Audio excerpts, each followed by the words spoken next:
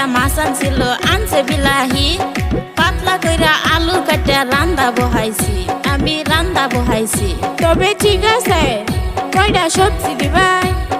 ও খালামা কাঁচা সবজির দাম জানো না, এত দামি সবজি তোমায় দিতে পারবো না। বেগুন 150 কেজি, টমেটো আরো বেশি, গতকালকে ছাগল বেচে সবজি আনছি।